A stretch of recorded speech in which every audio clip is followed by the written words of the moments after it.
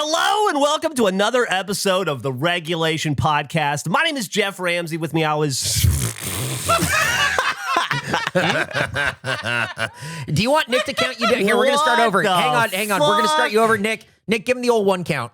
One, go! Hello and welcome to the Regulation What? God damn it, I'm off track now. I'm off track. Somebody put me back on track. Nick, give me a 2 count. 2, 1, go! Hello and welcome to another episode of the Regulation Podcast. This is episode 74.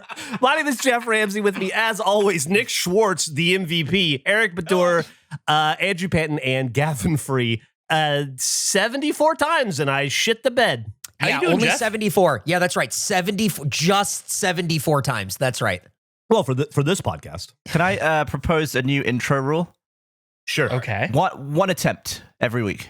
Oh. Like a flubbed intro usually... is a perma if it goes wrong, you just have to live with it type thing? Well, luckily that only comes up about once every 75 weeks, so I'm cool. But when it does, pretty exciting. When it does, it'll be pretty exciting. Can I tell you guys something? Yeah. Please.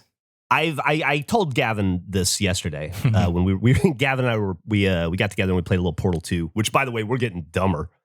Like, we need to get the oxygen levels checked in the office because I was very dumb, but I watched Gavin also get dumber, and that was really distressing because his IQ was like, it was popping out of his head like when you shoot somebody in fucking Borderlands. Like, it was, ugh. The most disturbing thing to me, though, was I'm usually aware when I'm being dumb.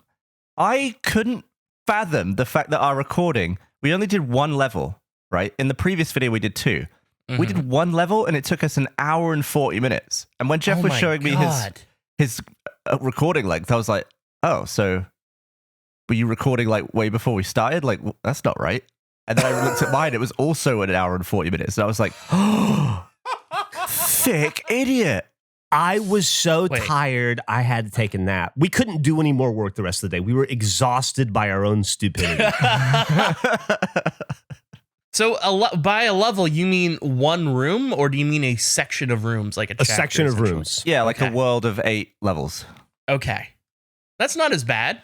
It's not as bad. I mean, I haven't seen the footage yet, but... I can't imagine watching this. There's no Andrew, way. 2 days prior to this, you and Gavin and I recorded the Bruce Lee Hitman, whatever you call it, like target thing. Elusive target. And I had to take a nap after that because it was so long and exhausting. Hilarious and fun watching you both go through the mission, but it lasted so fucking long, I was wiped. This recording was longer than that. This recording was somehow longer than both of you doing those full attempts where Gavin tried to kill every single person on the map for a while there. I was amazed. Anyway, none of that is what I showed Gavin yesterday. So I've been dealing with something for about 2 weeks now that has been very quietly excruciating and making me miserable most of my waking hours. And it also has hurt so bad, it's been hard to go to sleep at night sometimes. But I am 100% in the clear now. I'm pain-free. I've been pain-free for about 3 days now. Good. When I went to Chicago for Riot Fest, a big 3-day music festival, we had a great time. By the way, ran into 1 million Regulation listeners, which was really cool. So many comment leavers out there. There's nothing cooler than when you go out in public and somebody comes up to you and they say it's very cool for somebody to come up and go, oh my God, it's so nice to see you, Geoff, out here. I'm glad you're still alive. Really appreciate Red versus Blue or Achievement Hunter or Let's Play or whatever. 10 times cooler when they come up to you and they see you eating a slice of pizza and they go, what the fuck are you doing? That's not a hot dog. That's not a hamburger.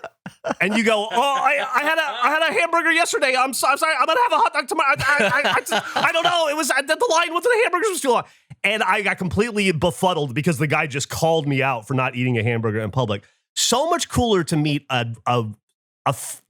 community member of something you do versus something you did. And I met so many people out there that are Regulation listeners. And I just want to say thank you to everybody that came by and said hi. It was just a delight. And it made me look fucking so famous in front of Millie, if I'm being serious with you. Like, it was cool. It was really cool. I really appreciated it, which is weird because you would think she'd be used to it, but she, I guess, never paid attention for the first 19 years. And she was like, well, a lot of people seem to know you're here. What's the deal with that? I'm like, oh, I don't know. She wasn't looking when there was a line of 800 people across the conventional. No, that was just dad stuff. Well, I guess to be fair, that is you at a convention for your thing. Yeah. Would be her experience. This is a completely unrelated event. This is just a popular music festival that has nothing to do with the audience that would be expected to know your work.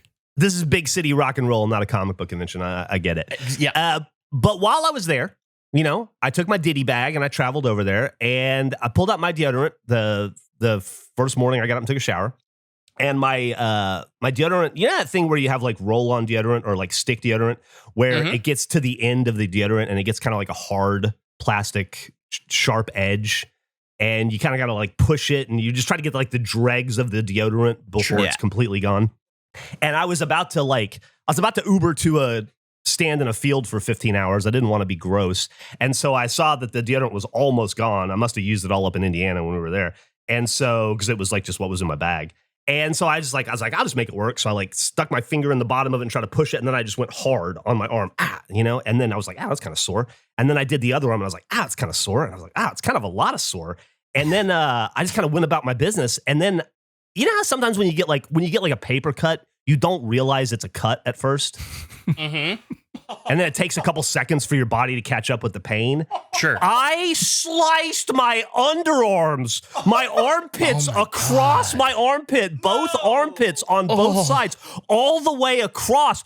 Let me tell you what kind of fresh hell a paper cut on an underarm is. Every time I lifted my elbows to do anything, pick up a fork, tie my shoe, grab something off a shelf, I ripped a scab on my underarms for 2 straight weeks. It was excruciating. I couldn't use deodorant because it got in the wound and it stung and my arms got agitated. So I stunk for 2 weeks. I was having to put fucking like triple antibiotic ointment on my arms constantly for 2 weeks. This is not for public, but I sent Gavin a photo. This is at them. I don't know if I need to see it. This is almost healed. That's what's left on my gross ass underarm. Oh my God. That's after 2 weeks. That was like 2 days ago. It looks like road rash. It looks like road rash. I was scared for a second. I had like jock itch again, but on my underarms, I was terrified I had an allergic reaction to something. It wasn't. It was just inflamed from the paper cuts. But God help me, if you ever have an opportunity not to get a paper cut under both arms at the same time, I recommend. Don't do it. Why is the plastic under a lump of deodorant so sharp, though? Like, they couldn't sand that shit rounded? I don't know, and I'm upset about that because I'm 50, I've been dealing with this my entire life. I never had a deodorant that was so sharp it sliced my arms up, It's ridiculous. So, fuck Old Spice. I'll say that. Can I recommend a cream deodorant, Geoff? Please. I've been using spray. I've switched to spray, and it doesn't work as well, but yeah, I'll take a cream. I think that they were sponsors of this show for a while, maybe. Come sponsor us again. Mando, M-A-N-D-O, Mando. That cream deodorant is like, dude, I swear by it. I would pit out. I would pit out. Mexican dude that used to be on the podcast? Yeah, different guy. He didn't have anything to do with this, shockingly. But like, dude, I would pit out with regular deodorant. I would talk to Omar about this from Funhouse all the time. How it would just be like huge sweat stains and stuff. And then I started using a cream deodorant. Dude, it rocks. It's so much better. And you won't get fucking road rash. That is like the craziest photo. Also, trim that hair, dude. That's too much. That's ridiculous. Yeah, I know. I'll trim I have trimmed it since then, but I didn't want to touch my arms for a long time other than to put fucking bacitracin on it or whatever. But yeah, I'll try the cream because I'm fucking done. I'm done with stick deodorant. What if you'd have just stretched your arm straight up, like after you'd done it, and let it heal stretched? Would you have been all right after that? So what I would do at night, it's interesting you say that, because what I would do where it would really fuck with me is, you kind of like lose your tolerance throughout the course of the day. So like I'd start strong and then, it doesn't even really bother you at first. And then by the end of the day, you're like, what? It just fucking builds. So laying in bed was especially uncomfortable. And so what I would try to do was lay my arms above my head on my side for a while so that they would get used to the pain, because there's nothing worse than you're like almost asleep and then you like roll over and then suddenly you got fresh fucking underarm pain. You're like completely like just being electrocuted back awake, you know? And so I tried to fall asleep with my arms up so that if I moved them in my sleep, it wouldn't hurt as much, and that didn't work at all. Yeah, but I think what Gavin's saying is a really good idea. Like Riot Fest seems like it would be the place where like you can walk around with your hands up all day, right? Like you're in the crowd and like the DJ's like, all right, everybody put your hands up. And you're already the first guy doing it. Like the thing about it is that they didn't start, like it hurt in the moment. And then I didn't notice it until I was going home on the flight. Like the morning I woke up to go home. I had like a day where I was just like probably distracted or, you know, paying attention to the show or not. But so it didn't really kick in until Riot Fest was over that I noticed the full pain. Otherwise, yeah, maybe I could have done that. Maybe I could have just walked around with my arms up. Well, I don't know. I feel like you can't be in surrender position all the time. I feel like you got to lower them eventually. You got to recharge. Just look like a marionette dancing. Yeah. Do you think you'll ever stop finding new ways to hurt yourself? No. No? You think it'll just the whole life? Dude. Constantly? Dude, my fucking left big toe hurts so bad right now. I almost couldn't sleep last night. And I don't know why. I remember the other day I did something to it and I went, well, that's going to suck in a day or two. And it does, but I don't remember what that was, you know, whether I kicked it or dropped something on it. But yeah, it's just constant. It's just constant. I'm so clumsy and it's not getting better.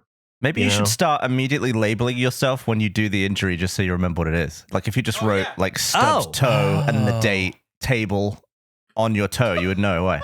That's not a bad idea, actually. Because it's pretty constant. I walk into shit 3 or 4 times a day.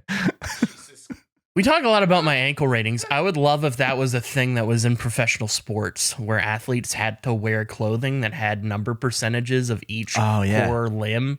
It'd be like so a you get like a foot rating throughout the season. Yeah, like a fallout like your thing. VATS rating. Yeah, exactly. Like your shoulder. Like it just seeing a full field of players start at probably like 90%, I assume, by the time the season starts with preseason and everything. To the end of the season, like the Super Bowl, I want to see, whoa, that quarterback has 30% right knee. That's fucking crazy. They start green and end up orange and red. Yeah, that's how, the jerseys change color based on how healthy they are. It's just the bench is loaded with green guys. Just green guys gagging to get on and a bunch of limpid reds on the pitch. And then you would know, Gavin, as someone who doesn't necessarily watch a lot of North American sports, you'd be like, whoa, this guy must be really good if he's a red and on the field. That's crazy. Yeah, like where's the green to replace this guy? Yeah. It's a vital player. Do you guys ever look at your search history and realize you've made some mistakes? Like a sequence of mistakes? Jesus Christ. I had a real bad one the other night. Sometimes what I'll do is if I plan on going to like a grocery store or whatever, I'll use an app to see like what they have in stock so I can kind of plan where I'm going and what I need from what place. Or maybe going to one place it's more optimal than the other because this place has all the things I need, other place doesn't. I was just thinking in my head, I had a bunch of innocent searches that are completely justifiable. And then I got to the end of it and had a complete panic of, I really hope that I'm not accused of any form of crime that I certainly did not commit. Because this was my search history. I'm posting a photo right now and then I'll read it. This is in sequence from bottom to top. Opens with mouth tape. Next search, garbage bags. Third search, X-Acto. Fourth search, box cutter. The last search, knives. I went to go search if they had a certain candy in the store, and I looked at the recent search list and went, oh no. That looks real bad. I like that you searched 2 types of knife and then just wrote knives. So let me go through each thing and explain how I got to the end. I use, I'm on the CPAP for sleeping, and I've noticed sometimes my mouth will open during the night, which is not ideal for it. And I know I've heard people talk about getting like mouth tape. And so I was just curious. I'd never looked into it. And I thought, I wonder if they have that. So I started there. Then I went to, I have a bunch of boxes I need to break down. I need some garbage bags and that type of thing just to do some cleaning. We're almost out. I'll look at garbage bags. Then it turned into, well, the last time I used an X-Acto knife, it was pretty dull, the one we had. I wonder if they have that in this place. And they didn't. So I thought, well, maybe Box Cutter would pull it up, because sometimes you'll search for something and they'll have the item, but it's not labeled correctly. And then nothing showed up for that. And then I thought, well, what if I just search knives? Like, what do they even have a knife in this place? And that's how I got to my sequence of problem searches, which then I genuinely wanted to look up if they had a candy after that.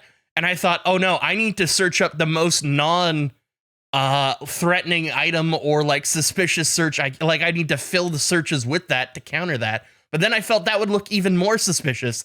So I just closed the app. I'd have gone all out. Then I'd have done bleach, luminol, wipes.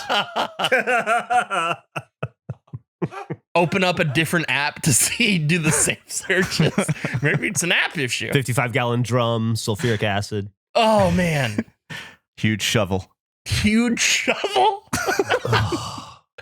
I don't think I've ever searched huge shovel. I like the idea of like, I need a big one. I need the biggest shovel you have. What would be the biggest shovel? Is it like a snow shovel? Is that the largest shovel you could get? I mean, you couldn't dig into the ground with one of those, but good for your topsoil, though, I guess. Yeah, that's fair. But that was my search. That was my great panic. Have you guys ever had that where like you realize you made a bunch of searches that out of context look horrendous? Oh, definitely. Probably, yeah. No, pretty this often, is I'd insane. What you just showed us is fucking crazy, Andrew. Well, no, but I've in never, the context I provided, I've completely never had reasonable, anything right? that said knives and mouth and garbage bags. No, Mouth tape sounds so specific to a crime, but it's does. really the opposite, because someone would actually just write tape. They wouldn't write like arm cutting saw. They would just write saw. Right, and how are you going to chop somebody up with a box cutter and an X-Acto knife? That's going to be the slowest dismemberment in history. I'm not trying to explain any of this away. It sounds like you're accomplices for whatever Andrew's doing. No! You guys are menaces. You can't deny that with context, all of these make sense. Explain this to the police. I could. Yeah, I do think you're probably on some sort of a government watch list now, but that's okay. I think we all are. Gracie does mouth tape, and she's like, oh yeah, I'm doing hostage tape to go to sleep. And it's like, you're the craziest person I know. That's awesome. Emily does mouth tape too. Really? It's fucking nuts. Do these people CPAP? No, I don't. No, Gracie See that doesn't. before I couldn't do that. I was like, I feel like I'm just gonna strangle myself by doing that. So Well, wait. there is a hole in it. You can breathe through mouth tape. Yeah, Oh. there's a hole in it. Oh, Well, then what's the point? what's the Well, point? it's much smaller. It's like it constricts the airflow, so you're likely to start breathing through your nose. But if your nose gets blocked, you can still Stupid product. breathe through the mouth tape. And it keeps you from like having your fucking mouth open going. So are all night you? long. So you put it on, and then you're supposed to use your CPAP with it? Like you're just trying to get That's all what I the would air do. in your nose all the time? That was my logic, but I don't think people do that. I think some people just use it without the PAP, which makes no sense to me. I only tried the mouth tape without the pap. I'm getting rid of the mouth tape. This was a Shark Tank pitch. I'm out. I'm not part of this. I don't get it. Have you tried mouth tape just during the day? Ooh, that's interesting. I mean, I know a lot of people who would want to put it on me. Yeah. Like who? Oh, could you imagine? It would just like it would force you to breathe through your nose, right? Like just like during the day. Wouldn't that be like helpful? What if it was like sports penalties, but for like the Senate or Congress? Or like if you break a rule, you got a mouth tape, 15 minutes. You could just do, you can still breathe through this, but you certainly can't talk. Yeah, Nick just said, speaking. let's do a let's play with mouth tape on. You're a psychopath. You're Ooh. insane. That's fun. Ugh. What about the Papper's Pap and the non-Papper's tape? Oh man, The Papper's Pap. I and don't think I can non-Papper's pap tape. again because that fucked me up. Yeah, it kind of makes me want to throw up talking through the pap. Yeah, Oh. it's not good. Well, don't do that. Yeah, well, don't throw up. Well, just mouth tape. I got asked a question when I was on the PAP the other night, and I went to try to reply normally, and it sounded like no. Like, this is how it came out. It was so. and then feeling bad of like, I did not mean the way that came out was not the emotion I was trying to convey as the response to the question. Maybe that's if you ever get interviewed by the police for your weird search history, put the PAP on and they won't be able to tell if you're lying or not from your weird intonation. Doing one of those lie detector tests with a CPAP on is so funny. Did you do They this? won't be able to read. Of course not. Hey, can I share something coal with you guys? I'm pretty Please. excited about. A long time ago, we were having a conversation in or around our friend Burndog. Not that we were in him, but with or around. Nobody was in him. Nobody was actually in him. You know what I mean? Do you want to cut that out too? Jesus No, that part Christ. can stay in. That part can stay in. Just the ugly cough can go. We were having a conversation around or with our friend Burndog about he's really into like black metal and death metal and that stuff. And about how you can't read the fucking band names, and it's always just like people will wear like jackets of patches of shit that just looks like scribblies. And we were joking around about what the regulation version of that would look like if we had like a death metal logo.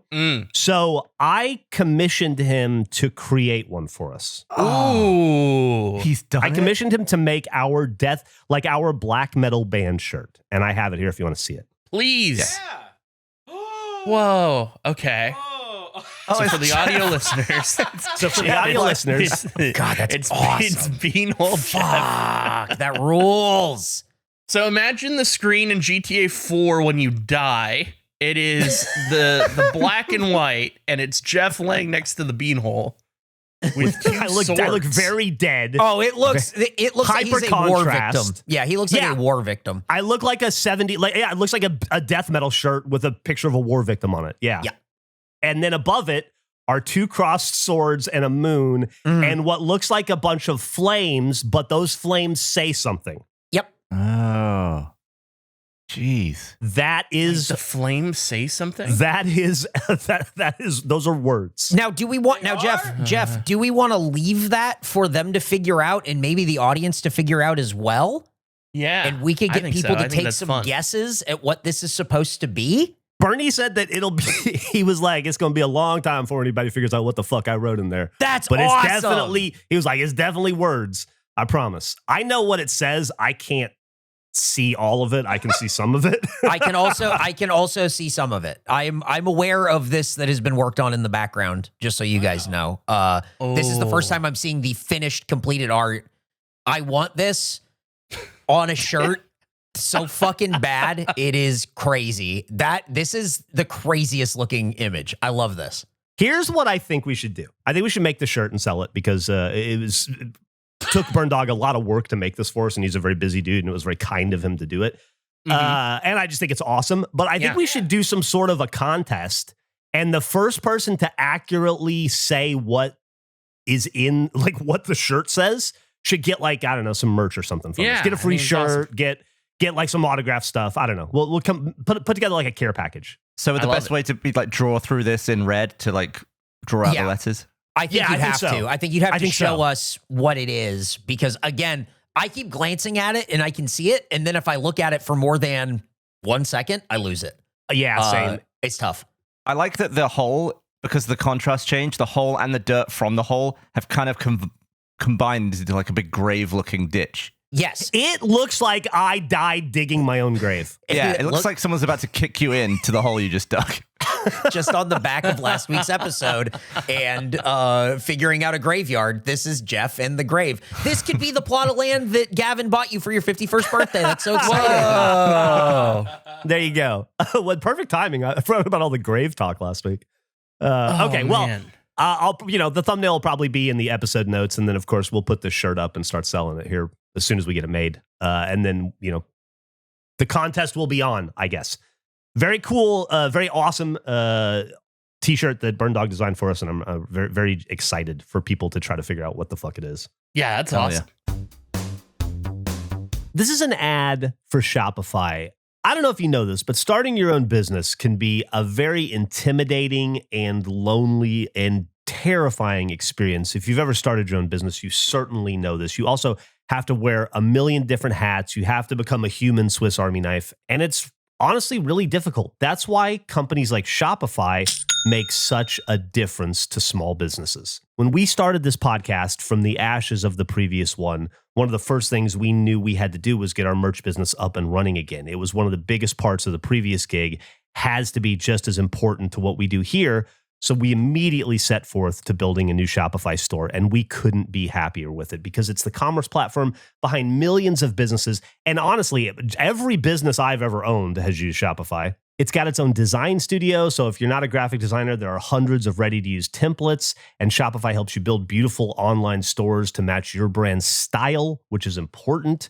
And it's your commerce expert with world-class expertise in everything from managing inventory, which is very difficult, by the way, to international shipping, which can be very confusing, to processing returns and beyond, which can make you pull your hair out, but not with Shopify. They make it easy. If you are ready to sell, you are ready for Shopify. So turn your big business idea into with Shopify on your side. Sign up for your $1 per month trial and start selling today at shopify.com/face.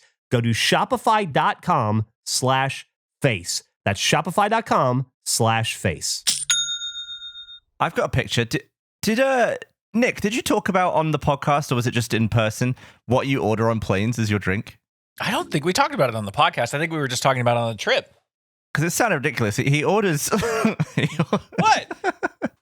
He orders just the mix, like the non-booze part of a Bloody Mary. Yeah, the Bloody Mary mix. And I was just thinking, like, surely that's annoying to ask for, because that's kind of a confusing thing to order on a plane. Usually someone would say Bloody Mary or a normal drink, but you just want, like, some of a different drink.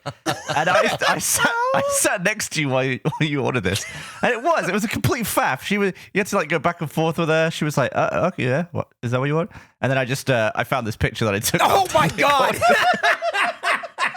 There's so many things that can be the thumbnail for this episode, but I just don't know if anything's better than that.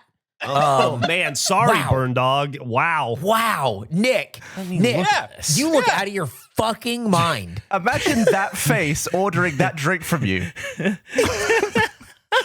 face came after the drink was poured. Look at it. It also looks disgusting. Nick looks It's like good. he's a zombie that's about to turn unless he can get his mixture in. Yeah. Like he's clinging to life. Yeah, that's the blood that prevents me from going fully feral. And you can't see, but inside his gut are a bunch of frozen M&Ms. No. They're room temperature M&Ms. No, they were still cold. He had they the were cold- still cold. He had the freezer, didn't he? I have so many questions. I had the freezer. First question. He does. He looks like Svengoolie. Svengoolie. He looks like Svengoolie. He looks like Svengoolie. Now, the M&Ms, Nick, you've talked about are kind of associated with your flight anxiety. Is this a flight anxiety drink for you? No, I just kind of it's one of the few things I feel like on a plane you can get that doesn't have caffeine. Because most sodas have some level of caffeine, and I'm trying to avoid caffeine usually before I fly. Sprite. But there is Sprite, but also there's something to me about tomato juice, even though it's Bloody Mary mix, that seems a bit healthier. So, So you're just what? You're just ordering eating a V8. M&Ms. You're eating M&Ms. You're Right, I'm eating balancing it out. M&Ms. yeah, I know. Buddy's having dark chocolate M&Ms. Ah, that's a good Is point. that healthier, though? Is just adding a fruit to a bunch of sugary shit making it healthier? Well, tomato's good for you. But it's not adding more unhealthy things. Yeah, but I don't know, if you eat if you eat 4 Snickers bars and then eat a bit of lettuce, it doesn't cancel anything out. No. But it's not more Snickers bars. He's got you there. Great point. The way you indulge yourself and then restrict yourself is so strange to me, because you could find a middle, but your middle is just extremes on either end, and it's crazy. It's crazy. You're drinking I like the taste soup. of Bloody Mary mix. You're drinking soup. No. Wow. Well, I guess, I was going to say soup's not cold, but gazpacho is. So maybe you're right. How did you discover that you like this? Well, I like Bloody Marys a lot on their own, the actual version of them. And on a flight one day, I had seen that they had the little can offered, and I was like, you know what? It's like 9 a.m. It's too early to have a real Bloody Mary. It isn't 9 a.m. when you're supposed to have a real Bloody Mary. I think it's a morning booze drink. I think that's specifically all right. Okay, we're really turning this on its head for Nick. He's never thought about what we just said. I'm totally on Nick's side here, by the way. I see no difference between that and drinking a V8, which is just a drink. But it is weird that he would not think that a Bloody Mary was a morning drink. It's a later morning drink for me. That's fair. Like 10, 11, you know? I'm just opposed to all this. I don't the tomato drinks now. It's good. It's refreshing. Have you tried it? Yeah. Well, I haven't tried Bloody Mary mix, but I've tried V8s. I'm with Andrew. I think it's gross. I think it's disgusting. I don't like a Bloody Mary. I don't like a V8. I think this tomato based. Good. Yeah. We're drinking some like watery ketchup. It's like, oh, okay, cool. Do you like a michelada or anything? Oh, I love micheladas, dude. They're so good. See, Nick's all about that. I'm Clamato, I'm all that fine shit's with it, but it's like it's not the thing that I'm like going for. I gotta have a few before I get to that, and even a Bloody Mary is just like it's too much. I just don't like it. I hear you. I never liked Bloody Marys when I was a drinker, but I could handle a michelada on occasion. I feel like because it's a bit savory, I tend to drink these slower. My problem is sweet things or like sodas and stuff like that. I just down instantly. So I kind of want to like sip and enjoy the drink on a flight. You want something like unguzzable. Yeah, exactly. Do you drink multiple on a flight if the flight's long enough, or is it a one drink only scenario no matter what? If it's a long enough flight, I'll probably switch to something else later. I also found a picture from the end of the trip that came right after this, or right before this one, where we were in the airport, I think, just getting coffee, and they sell these weird like cake things on a stick for like $5. Pops. Forgot about They're cake this. pops. And I was Cake looking pop? at this. Yeah, I was looking at the little raccoon cake pop. I was like, ooh, what's that? And then I thought, oh, it's like animated. How are the eyes moving on this cake pop? And then I realized it was just a bunch of flies walking around on the eyes of this raccoon. covered in bugs. And it was repulsive. It was pretty gross. It looked like the raccoon was looking around. Oh. I think I threw my coffee away after we saw that. That's fair. I was sort of taken aback that you didn't know what a cake pop was immediately, Gavin. But then I remembered you haven't had chicken wings, and I get That's true, yeah. It's just been stuff I've walked past without really taking in the past. Yeah, also like a cake pop is like the least you thing I could imagine. I just don't know. Like when does someone crave a cake pop? Like what time of day is that? I think it could be any time.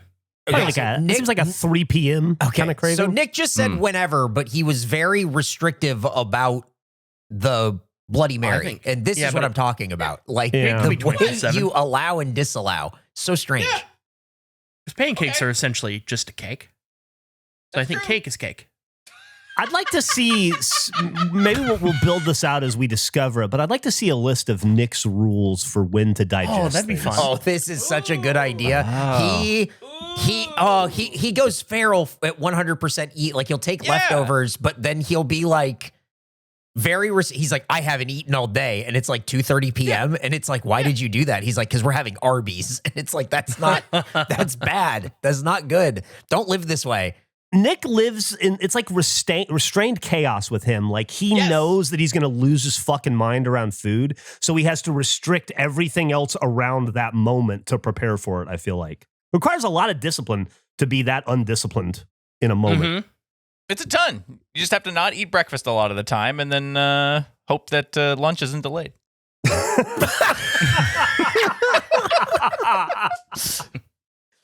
Oh, God damn. Yeah, but we work with Michael, so it's always delayed. It doesn't, that's it's never true. on time. I'd love a pie chart of just what Nick is worried about at any given moment. Little percentages of different things, like a Nick's brain. It's sort of like when you go into the mountains and there's a cutout of Smokey the Bear and it says how dangerous the forest fire threat is for the day. Just Nick sliders. So like the trees, like watering the trees, it goes up and down on different days. Like, oh, this isn't yellow. It's like, oh, today's a watering day. So you got to figure all that out. Every other day, Eric. You guys know how we didn't record the podcast last week? Yep. That was miserable for me. I missed you guys. And so I was so lonely when we should have been recording the podcast. I decided to go to a coffee shop and pretend like I was going to record a podcast with you guys. And what I did do is I was like, I'll just come up with a bunch of content for the podcast. And then I tried and I didn't come up with much, but I did come up with a game I want to play with you guys that I thought would be fun. Love it. It's called It's Them or Us. And this I came up with this game based off of an article I was reading about how many humans certain animals kill a year. Oh. And I thought it would be interesting to see if you guys can correctly guess some of these figures. So, for instance, if I said, who kills more humans a year, a hippopotamus or a crocodile, what would you say? Hippo. Ooh. We used to be food. Hippo. Yeah, I feel like hippo seems to be the one you wouldn't pick, but Yeah, I think that I think we're all picking hippo because I think hippo is the thing that kills like the most people. Like it's like it's like an absurd number of kills from a hippo every who's year. near a hippo? I feel like crocodiles are way more common around residential areas. I think there are a lot of hippos in a lot of areas that we aren't in. Like African cities and towns. There's just Yeah, hippos. I think there are just a lot more hippos around other people that aren't us. Well, I'm not around a crocodile You're either. applying a level of logic, Eric, beyond me. Uh-huh. I'm picking hippo because there's a game around how hungry they are. They're Oh, hungry. that's great, Andrew. Great, yeah. It's There's not called no hungry hungry crocodile or whatever. Well, what's that crocodile game where you push the teeth down and it bites you? Well, that's yeah. the dentist. He's not That's hungry. a dental. Yeah, we were doing Yeah, that's dental a stuff. dental thing. He's getting like a root canal or whatever. Oh, good point. Yeah. So when I was at the coffee shop coming up with this idea, this is exactly what I hoped would happen. This is wonderful. Thank you so much. Hippopotamuses kill, on average, 500 humans per year. Damn. Crocodiles kill, on average, 1,000 humans a year. Oh. The crocodile is twice as dangerous to a human as the hippo. Wow, that's crazy. You know what that tells me What's that? is that they're meaner than a hippo, because a hippo is doing half the numbers while hungry. Yeah. Crocodile's just out there killing people because it likes it. Well, I didn't do any population searches, but I'm going to guess there's more crocodiles than hippos in the world. I'm just on a hunch there, but all right, you guys ready for the next round? Yeah. I am. Who kills more humans in one calendar year? A snake or a dog? Dog. I'm going to say snake, but I think it's because you want to prove a point about snakes. So I'm going Geoff logic on the snake. I'll go dog. When I think of snakes, I think of Anaconda, the movie, and that eats a lot of people. When I think of dogs, I think of Air Bud, which I haven't seen all of them, but I don't think he's ever killed anyone in one of those films. Well, when I think of dogs, I think of Cujo, but okay. Gavin, what did you weigh in? I dogged. Okay. Dogs kill 25,000 humans a year. Whoa. Way more than hippos and crocodiles. However, a snake could kill 50,000 humans a year. Holy shit. Twice as dangerous as a dog. Wait, snakes do. Snakes kill 50,000 humans a year. I thought he said could. And I'm like, it seems like we're getting a little. Yeah.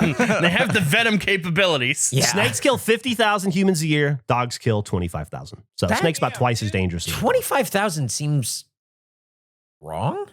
Yeah. Seems low or too high? low? It seems way high. No? I don't think so. I mean, that's some mean dogs. People train dogs to be mean a lot. People train Ew. dogs to be mean a lot.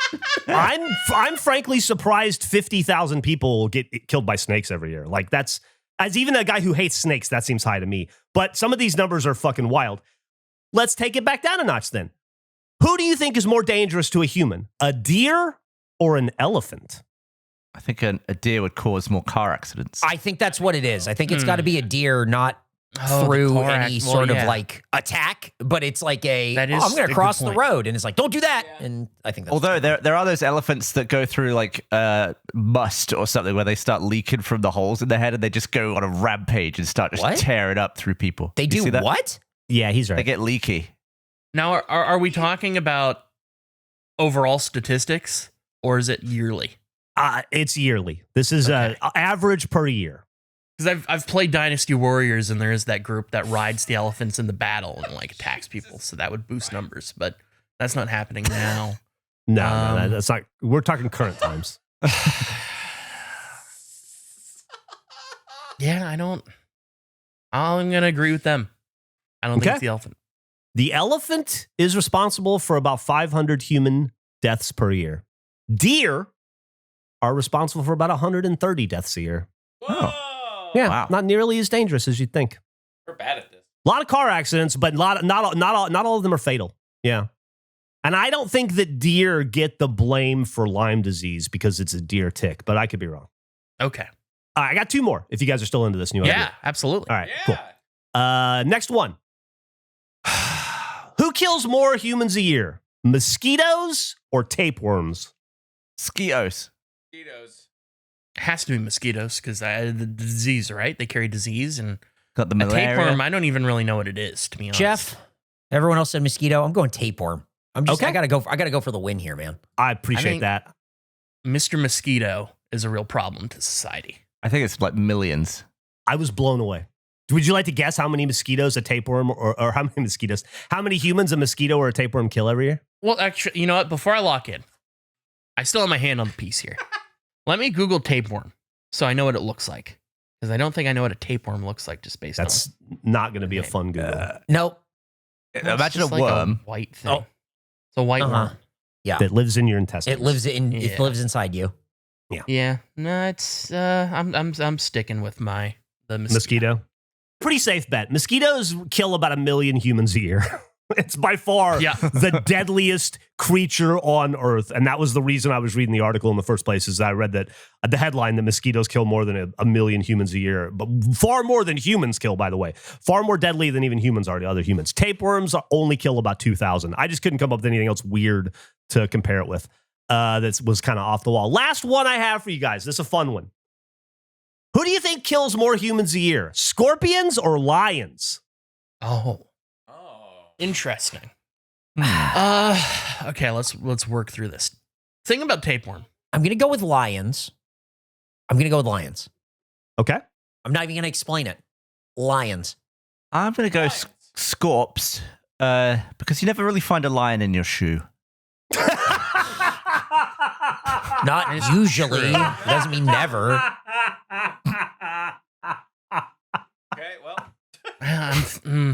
Are all scorpions killers? No. Is the thing, No. right? They're not.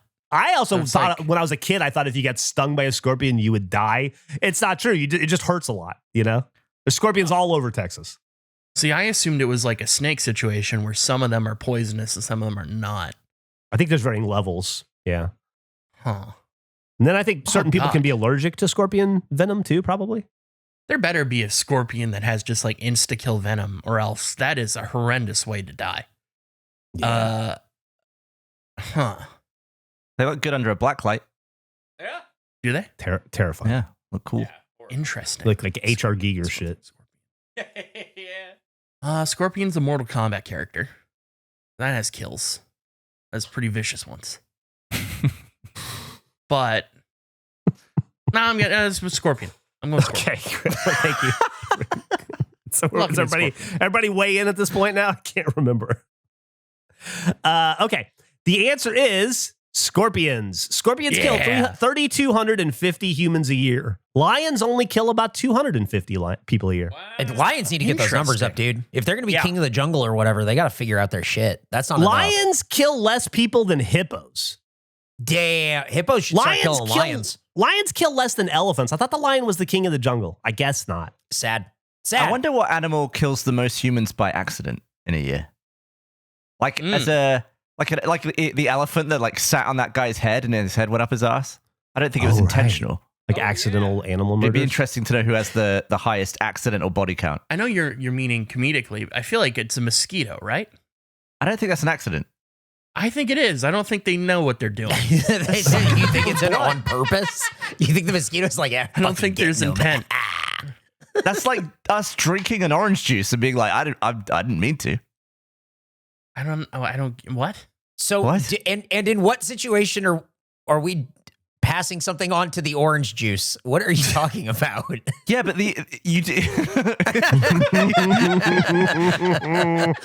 your mouth isn't great for oranges, I assume. My point. The point. What are you saying? I'm saying the mosquito flies onto someone and it sucks their blood. You can't do that by accident. but you can't that's drink an not orange juice lethal. by accident. But their intent isn't to kill. Yeah, there's no thought It's of. not They a don't malicious know. act. They don't know what they're doing. I still want to know about the orange juice analogy. Yes. Now, in this analogy, Gavin, is it pulp or pulpless? I'm trying to really picture your orange juice Some pulp. Fresh out of the Some pulp? Fresh out of the orange. I almost said apple. Yeah, it's got the pulp. Yeah, you're using a straw because that's more like a mosquito. Don't talk to Nick about straws. This is not going to go well. Oh, got some straw shit. Dude, have you never seen this guy with? He's so anti-straw, it's insane. He sucks the top of a soda Oh, like yeah, a we talked titty. about this. It's freak. He's a freak, dude. No. Just take the lid off.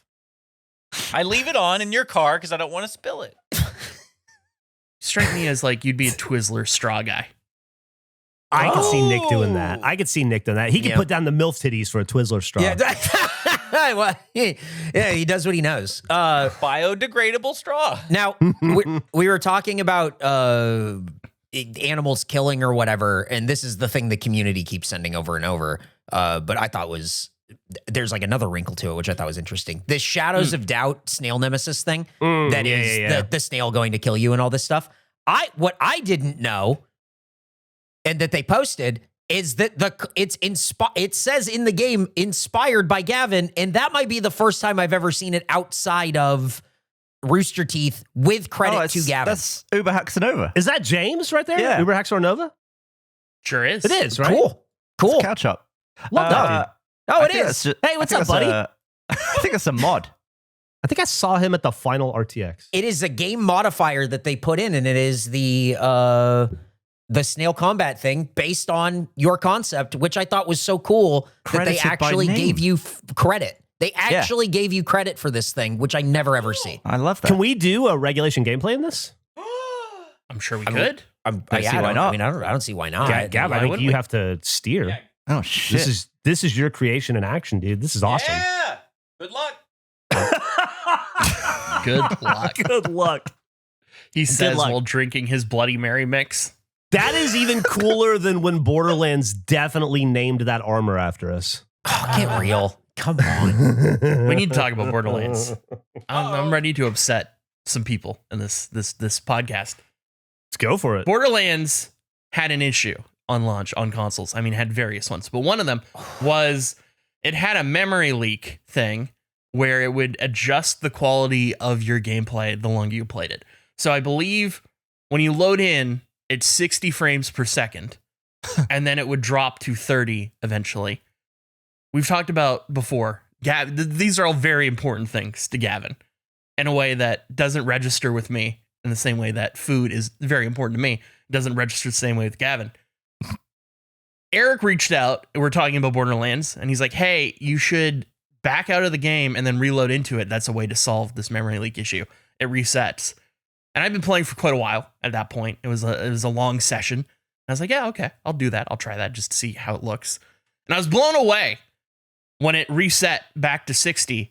I had been playing on 30, I assume, for quite a while, but I didn't notice. I had zero realization that it had changed. And so I loaded in and I went, well, this looks great. This is, wow, fluid, very fluid. This is awesome.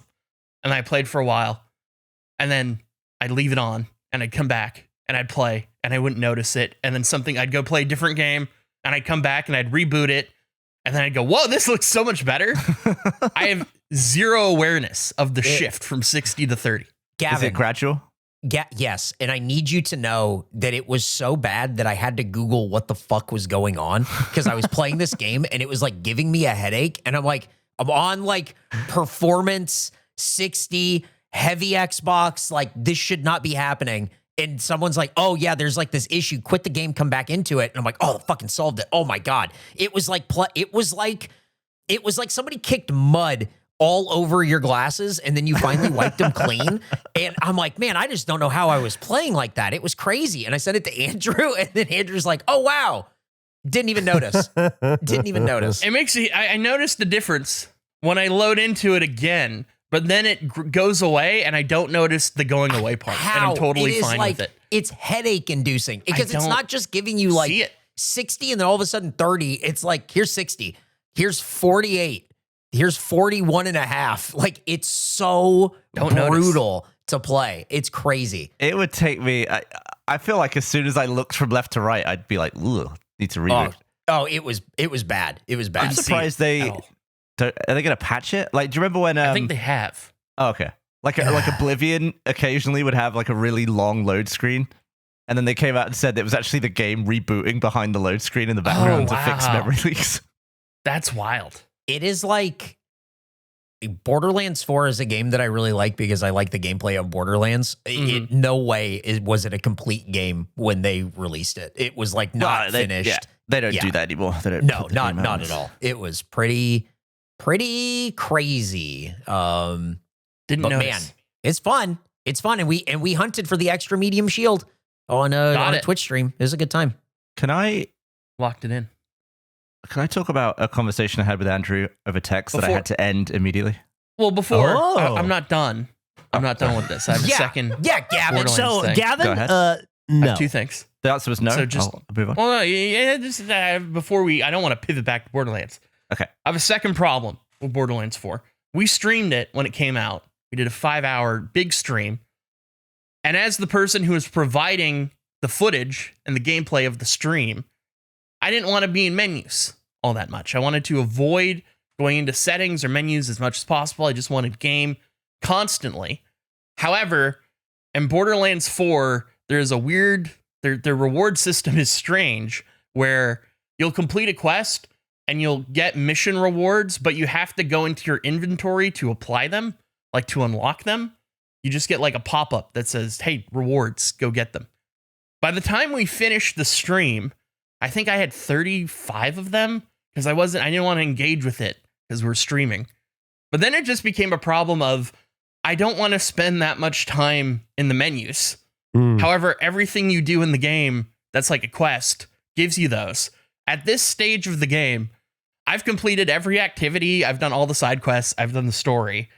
And it's caused a problem where I'm done with the game, but I've never touched my rewards because I don't want to go through the thing. What? Whoa. So I have 305 mission rewards that I haven't interacted with because I just don't want to spend the time sorting through whatever it's going to give me. But wouldn't that have made the game different? Like better, easier? Probably would have made it easier. I assume. I don't know what the rewards even give, but I have 305 of them by the end of the game. And it would have made the game slower because he would have been in the menus all that time. At least he had a pretty seamless experience, I guess. I did. It was an unsolvable problem where I had like 35 and I was like, I don't want to deal with 35 things. And I kept playing and then it was 50. For the sake of the audience, you would rather never spend any time in the menus, but instead, I assume, have to deal with everyone saying, why are you using rewards? That did come up when we did the extra medium stream. Some people did notice the reward situation I had going. Yeah, that's been a problem. I've been stuck. I don't know what to do. I'm done with the game, so I don't know. I guess when the DLC comes out, I'll look at it. I have no idea. Did you 100% get all the achievements? Yeah, I didn't get all the achievements, but I've like completed all of the side quests and activities and all that. So 305 rewards. I assume there's cool stuff in there. I don't know. You could just do a stream looking through them. Oh, I guess. Yeah. What do you get, Eric? Is it like guns? Any of these weapons, boosts, things like that, but also a lot of cosmetics.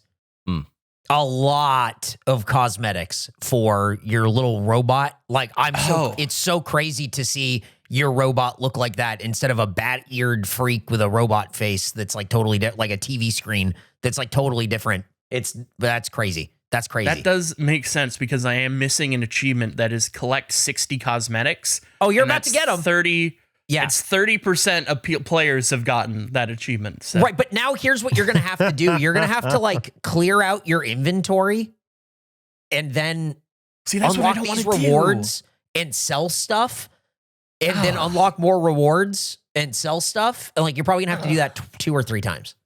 How many inventory slots do you have? He has 7. Whatever the max is. You He's get 70. like 3 items per reward too sometimes. Oh boy, it's gonna take a while. So is it a good game? Oh, shit. Yeah, I like it. If you like Borderlands at all, it's a Never played it. really fun game. It's Borderlands, but it's green and not desert. Yeah, absolutely. You go to desert places, like the map's huge. It's like an Yeah. insanely huge map. It's wild. A lot of like open world stuff, but I mean, I like it. I just wouldn't recommend it to anyone who hasn't really played or cares about Borderlands at all. I think that's fair. Yeah. And before we get to Gavin's thing, can I just say that we have the Pigeon drop this Friday at 4 p.m. Yes. Central on twitch.tv/theregulationpod, and then everything will go on sale at regulationstore.com at 4:10 p.m. So it's the Pigeon shirt, and then it's what else is in that drop? I was gonna It's say the patch hat, Okay. Pigeon patch, a reboot on our patches, so a refresh on the patches. So if you, missed them last time, and then the Pigeon shirt, which very cool stuff, and you'll be able to get those 4 p.m. Central Time is when we'll go live on Twitch, just like regular on Friday, and then 4:10 p.m. Central Time is when regulationstore.com or regulationstore.store will have everything there, so you can grab your Pigeon drop merch. That's so exciting. I'm very excited for the patch hat. I think that's such a cool idea. The refresh of the patches is going to be fun. Yeah, it's awesome. I'm so excited about that. No patch shirt, right? It's just the patch hat. Yeah, I don't think Correct. the patch shirt resupply will be in. It's going to be a while. Those are like custom cut and sew garments, so it takes time. I think my favorite part about the Pigeon merch is it's something that it's such a great inside joke where people will see it that don't have any context for why that thing exists. I hope And so. I it's so made funny. 7 websites. Well, they know, despite how exotic it is, they're familiar with the bird. Yeah. I would assume.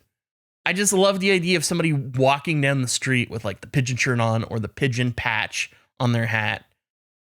And somebody looking at it and just going, it's a pigeon. And then just continuing their day. Just appreciating it on a totally different level. Yeah, well, I mean, there'd be probably less than 1% of people that would look at it and go, what is that? And those people are Jack. It's Jack. What type? What? Is this some fantasy bird? Oh, God. Speaking of merchandise and new stuff coming in, Gavin, you were gone when we did the Larry King unboxing, but we were in the office playing Portal 2 yesterday, so I showed him all of the items. Hell yeah. Was kind of wanting to get your impression. I held off on asking what you thought of it there. I kind of want to get your impression on camera here. I was complete insanity. I went back and watched the end of that break show too. I think my favorite part was you guys opening giant packages, expecting them to be keys. But damn, I think you have enough stuff to like recreate Larry King's entire office at this point. Yeah, and I think that has to be our stream room needs to be a Larry King shrine now because should we eventually have be like so much shit. It should just be a big executive wooden desk with Larry King on the sign on the front. I hung his variety picture already. I just got to get frames for the rest of the stuff, including the rat looking at the rat in the moon picture for Eric. So insane. People, the break show, which is a thing that we brought back. If you guys haven't seen it, we do live on Mondays and then it goes up on Fridays on YouTube. It has been so much fun to come back, and it's been great because boy, we're getting a lot of mail from 2022 that we're opening now in almost 2026. Gavin, you were there when we got the the custom made little garments for all of our dead animals? He was not there for that. Oh, you weren't there for that? I opened up mail and it was like, here's a little like collar thing for Sam. Here's this is for Henry. This is for Arrow. Oh, just long dead. Dead.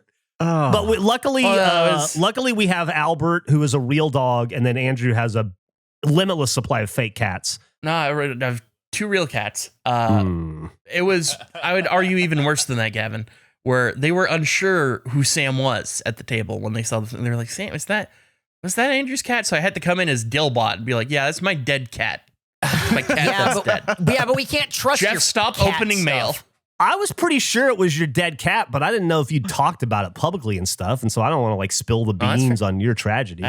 So, appreciated. My favorite part about the Larry King thing was I did say to you guys that I got a few things outside of the keys ahead of time. It never occurred to me that you guys would have a process of thinking that it was a bit being pulled on you, that we didn't end up with keys at all. When Jeff opened the box that had 0 keys in it first, completely by accident, I was so happy watching along. It was fantastic. I couldn't have played out better. Why'd you get all that shit? The fan art was the cheapest item, I believe, that went at his auction. I think I was the only person that bid, and I bid the minimum amount, I want to say. And the Shrek stuff was just really funny. And it wasn't like on the scale of, I think I got the Shrek stuff and the fan art stuff for half the price of one of the key lots. So they were cheap items. And there's more stuff on the way. I got Oh, good. Andrew's definitely sharping. Andrew's definitely shopping at like the Marshalls of celebrity auctions. He's definitely finding the bargain deals. Because it's tied to everything gets shipped to my house. Yep. And because I run the credit card, I see it come through. So I have I have an advantage in that I know what's coming. This motherfucker's not done. Let me just say that. No, but I also want to be clear that this is an irregular occurrence. There just happened to be another thing that I thought was very specific to the show that you guys would like. Gavin and Nick, maybe not so much, but Eric and Jeff, I think, will be all about it. Interesting. Mm-hmm. And it's cool. It's cool shit that I think is fun, and I'm excited for you guys to open. Another situation where it cost way more to ship than to buy. Yep. So I think there's going to probably be a long pause after although there is a Joan Rivers key, but Yeah, I want that Joan Rivers key pretty badly. I got to be honest. yeah, we're going to go with the one Joan Rivers key, and then I think we're out of the auction game for a while. I like that you said this is not a regular thing, the thing that you've been doing regularly all year. What do you mean regularly all year? You've been buying shit left and right. No, what do you mean? Prior to the King thing, what did I buy? Skateboard thing? Guillotine.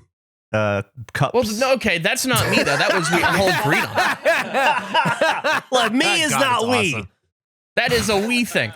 That would be like me saying you guys have been buying stuff left and right. You got health insurance. You got an office. That's a good point. What are you saying? We were all involved in the guillotine. For sure. Yeah, that was not a shadow thing by me. That was agreed upon by everybody. Yeah, it wasn't like Andrew surprised us with the Snake Eyes suit or anything. That's fair. we had forewarning. So, Gavin, you had a thing you wanted to talk about in relation to us. Well, we were talking about drawers, and I just Okay, you did a little drawing. You need the more context for that. Well, I'll post the text. Gavin went away somewhere. I asked him how it went, and his response was top drawer, which was a thing where I understood what he meant, but I don't think I've ever heard anyone respond that way, which then made me think about why does that mean what it means? Like the top drawer the best drawer? Of course it Do you is. put your best item in the drawers that are on top? I was just evaluating. Did you never? Well, I guess you didn't go to school that much, but the my primary school had drawers. We didn't have lockers. We just had drawers, and every year that you would get like assigned a different drawer, and all the people at the top were like, "Oh yeah, I got the best drawer," and some people had drawers like down by the ground. Oh. It sucked. No, I went to school kindergarten through grade 7. Pretty normal experience. Did not have that. I think that might be hyper specific to your school. Well, probably it wasn't big enough to have lockers. But the Andrew did a drawing of how he ranked drawers, and I've got a poster here. To me, it was just completely unhinged. So on a 1 to 10 scale, 1 being the worst drawer, 10 being the most points, the best drawer you could have. Firstly, I love that he did a thing that has 5 drawers on a 1 to 10 scale when he could have just ranked the drawers 1 to 5. And also, he's got 2 9s. Well, I came up with the scoring system before I came up with the drawer. That's the first counterpoint. Second counterpoint is I think there are some drawers that are equally good. Huh. So they get the same amount of points. Why would the top drawer not be better than... Now Why is the second drawer the best? So the second drawer is the best because it doesn't have the weight of a lower drawer could suffer. It's easily accessible. You don't have to bend down to get it. And also, it just feels a little bit more secure to me than the top drawer. There's something about it being roof open when you open the top drawer that intimidates me. It feels less secure a little bit. It feels less like I don't know. Like there's weight on the one below it. There's a whole Geoff drawer gets above it. Dude, listen, all jokes aside, I could not agree with this image more. Would you have ranked it 1 to 10 with 2 9s? Exactly. I 100% understand what he's doing, and I get it, and I'm right there with him. The thing that I didn't expect someone to be completely aligned with me. I could see the case for the 9 being the top drawer and the second drawer from the top being flipped. Nah. I could see people feeling that way. I don't feel that way, but I get it. I think the rest of my rankings are completely locked in and undeniably fine. Okay, let me ask you this. How is the one above the bottom worse than the bottom? Yeah, I'll explain that very easily. The bottom drawer of this drawer setup, I can open with my feet. I can't open the next one with my feet. So if I'm looking for something and I'm like, I got to check the drawer, it is so much more annoying to look at the second from the bottom than it is the bottom. I don't think we went through all of them, so I'm just going to go through. I'm going to read and give the point total for the thing. Top drawer, 9 out of 10. Second from the top, 10 out of 10. Perfect, flawless drawer. Third down, 9 out of 10. Equally as good as the top drawer. The drawer below it, the fourth drawer, 1 out of 10. Awful. Miserable experience. Bottom drawer, 3 out of 10. There's no way. Not ideal, but better than the one above it. There's no way 1 out of 10 borders a drawer that's 9 out of 10. How is it that much more miserable going for the third one than the fourth one? Because I can reach for how I'm imagining how big this drawer is. I can open it with my hand without really having to bend down. You're not a bending down guy. Can I ask you a question, Andrew? Yeah. What are you putting in your 10 drawer? Oh, it's the 10 drawer. So that's another thing. I'm putting important documents and stuff in my 10 drawer. Wait, this isn't for clothes? This is not for like boxes and socks? I didn't assume that we were putting clothing in these things. Oh, these are clothing drawers. My 10 drawer is my t-shirt drawer. Documents. Okay. It's surely going to be like something you use every day, like documents. Okay. Well, this is a different Maybe way. he's getting his documents every day. You don't know how he has to shuffle and organize his documents. He's constantly getting into his documents. Number 10, I didn't consider this of what we're putting in these things. For me, let me explain to you. Number 9, that's my junk drawer. That's stuff I'm just throwing it in there. It's the most accessible. Which 9? Top 9. The top 9. Top 9. Okay. Starting from the top, working down. Top 9, that's my junk drawer. Yeah, anything that I'm kind of like, I'm not, just throwing it in there. Second drawer, 10, that's important documents. That's my important stuff. Anything of value, it's going in the 10. Yeah, below the junk. Junk first, then important junk documents. First, then important documents. Trick the thieves who come in, want to take your documents. Oh no, this is all full of junk. 9, realistically, we're probably putting some retro game consoles in there. That's like a Wii U is in there. What? A Wii in there. We're putting some cables in there. What room is this in your home? This is in my bedroom. You have a junk drawer in the top shelf of your bedroom. Okay. Yeah. Okay. Yeah. Keep going. Keep going. This is where my cabinet is. I'm so excited for the one. Consoles. Yeah, we got some consoles and stuff. Number 1, that is probably going to be some video games and cables. Maybe some DVDs, some Blu-rays. You got some Blu-rays in there. You got some extra cables for the consoles. Maybe a controller is in one. It is, once again, a general media drawer, but not consoles. Because that's where the one above it, that's where they are. You need to have more access to consoles and games. The bottom drawer. Got to change these consoles out, have them look cool on these shelves. Do you want to play a game? Fuck you. The bottom drawer I'm probably putting in old books, probably some You're books an insane person. from school that I haven't returned, that I should have You're returned, just that I keep meaning to send back. You're just listing the stuff library. that doesn't go in a drawer. From the 7th grade? They're probably from like the 10th grade because they would mail me books for school stuff. And Oh. You know what I love forget to. about books? I love being able to get them out with my feet. Well, it's a thing where I'll go, oh, I'm looking for this thing. Where is it? I'll check every cabinet just to be thorough. Yeah, it's a bunch of like old school stuff and paper, and probably some printer paper goes in 3. The bottom drawer. I'm basing this off of how my filing cabinet was. I diverged so in my hard room. from him when we got to what goes in drawers. Nah, man, you were on board. It's you and Andrew on a boat in the middle of the ocean, man. You two. I'm right there with him. You and the homie. 910-913. I'm right there with him on that. It's just what he's choosing to use them for is just befuddling. You don't put old books in the bottom. You don't books that I don't want, that I can't be bothered to return, Right, that but you are need to- pointless to return because they have stopped using them 20 years ago. Those books are out of circulation. They've been reprinted 18 times. Yeah. But what you're not considering is you can open that drawer with your foot. Potentially. No, I am considering that. That's why it's my 3 as well. I also opened that drawer with my foot. Here's the problem with the clothing drawer. The clothing drawer is, I don't need that many drawers for it. Wait, Shirts. Because you're naked all the time. Yeah, I it's not forget. like it's not just keeping pants anywhere. No. Shirts, top drawer. Shorts, maybe underwear too, but mainly shorts. Second from the top. Third, definitely underwear. 4th, socks. What am I doing with that 5th drawer? What else do I need? sweatpants, Old books. Old Yeah, books. sweaters, winter gear is what goes in my bottom I don't drawer. wear. There's no winter gear. It's just all round wear. Shorts and shirts, short sleeve shirts. I got no use for that's why I think I don't even think clothes because I don't. You don't Why, use them. why do I have a 5 drawer? Why do I have this cabinet? Everything you've listed in your drawers could be in a box in storage.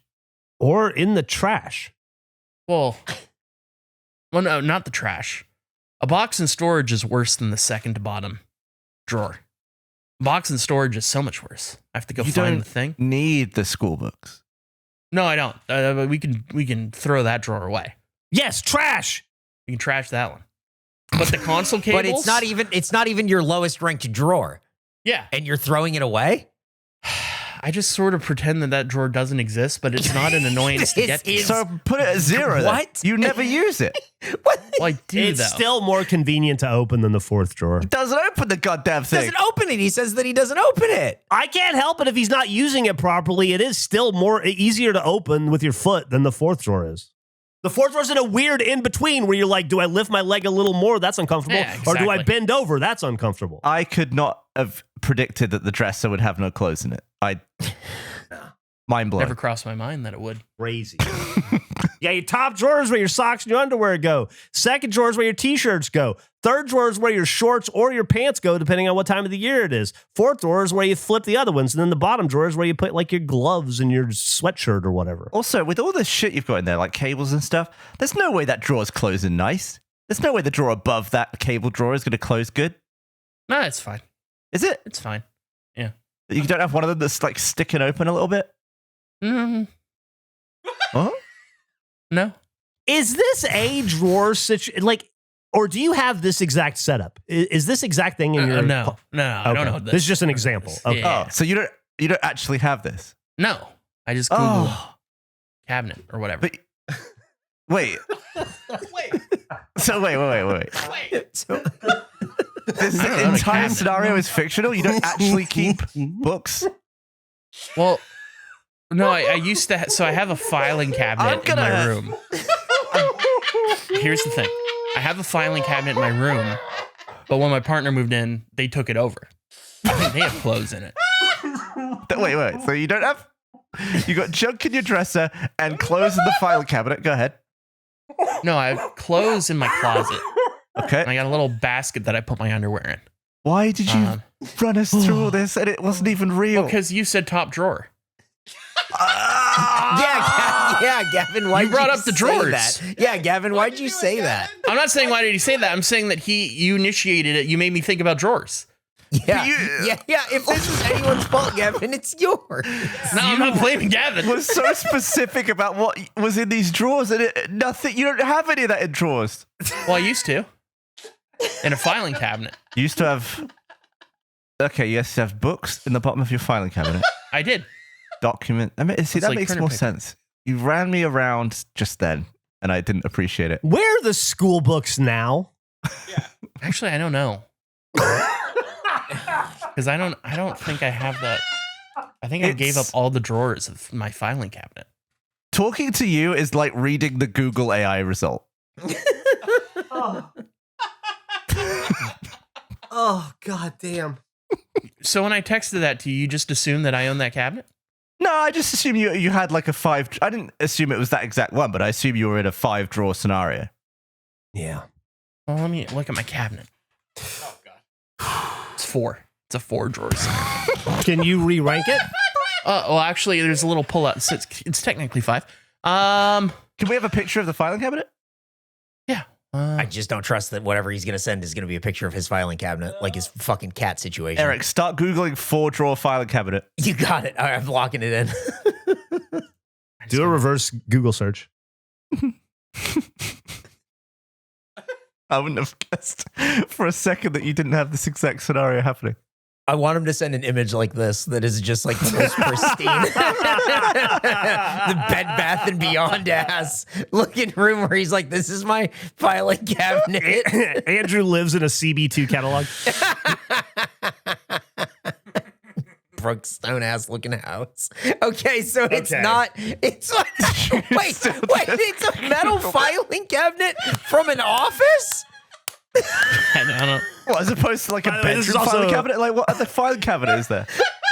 I thought that he was just using that term wrong. No, we've heard about the filing cabinet before. I don't remember. I'm floored. Do you put labels on the front since you can No. put labels in, like, that way you know where everything is? No. I just know. Yeah, I got I'm crazy. consoles Sorry. in the third one. I asked that question. No, I'm nuts. No, I didn't mean to deliver that with a tone that implied that. I just know. So how many drawers when when you hit that stage of your relationship, when you were able to give up drawers, how many drawers did you give to your partner? All of them. Oh, okay.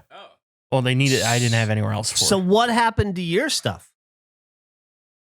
I don't know what happened to my stuff. Dude, We have to. It's gonna be the we longest have podcast to in the world. We have to end this. This We is can't like end insane. now. What do you mean? What the fuck? We can't go a while deeper. ago. We're gonna come out the other side. Well- like I just don't think that there's like. Where else Probably do you my- go? it's probably Where's in my my stuff? closet. I don't know. Is not what I thought was about to happen. I'm floored. Well, there you have it. Another What do you mean? episode We of don't the have anything. Regulation Podcast. Thank you so much for listening. Boy, you're going to want to tune in for episode 75 when we all find out what happened to Andrew's stuff. Do you know what happened to it? Send us let us know on our tip line. Do we have a tip line? I'm pretty sure we do. Yeah, it's twitch.tv/the regulation pod at 4 p.m. this Friday when we do the pigeon drop in this regulation store.store. All right, thank you very much. Oh, I'm like beside myself. I don't know what to do. We'll see you next time. Bye. Bye. Goo, goo, goo. I'm pigeoning us out. Goo, goo, goo, goo.